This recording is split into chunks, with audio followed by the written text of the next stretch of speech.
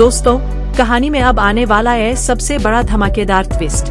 बहजाद साहब की बिगड़ती हालत देखकर जवाहर बिना एक पल गवाए सीधे वहाब दुर्रानी के अड्डे पर पहुंच जाता है ताकि पारस को उसकी कैद से छुड़ा सके।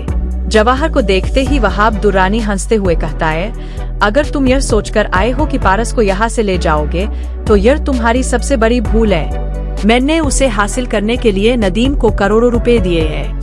यह सुनते ही जवाहर का गुस्सा फूट पड़ता है और वह दुर्रानी के आदमियों की बुरी तरह धुनाई कर देता है। लेकिन तभी दुर्रानी पिस्तौल निकालकर पारस के सिर पर तान देता है और धमकी देता है, अगर एक कदम भी आगे बढ़े तो पारस की जान चली जाएगी। पारस की जान खतरे में देखकर जवाहर रुक जाता है। दुर्रानी तुरंत पारस को गाड़ी में बैठाकर एयरपोर्ट की तरफ निकल पड़ता है। उसी वक्त जवाहर सिकंदर को फोन करके कहता है, फौरन अपने आदमियों के साथ एयरपोर्ट वाले रास्ते को घेर लो।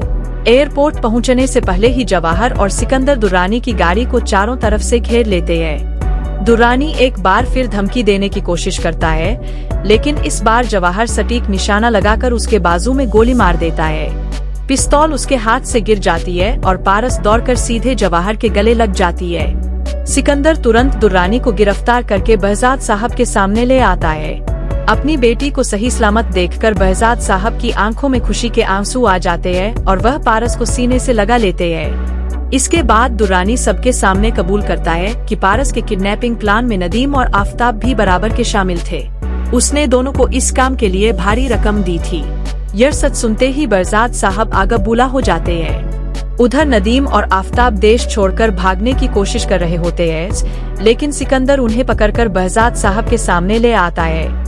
बहजाद साहब दोनों को पुलिस के हवाले कर देते हैं। अब पारस के दिल में जवाहर के लिए मोहब्बत और भी गहरी हो चुकी होती है। दूसरी तरफ जवाहर बहजाद साहब से कहता है, मैंने अपने पिता से वादा किया है कि उनका इलाज पूरा होने के बाद मैं रेशम से निकाह करूंगा। यह सुनकर बहजाद साहब मुस्कुराते हुए जवाहर को एक नई BMW गिफ्ट करते हैं। जवाहर उनसे इजाजत लेकर अपने गांव के लिए रवाना हो जाता है।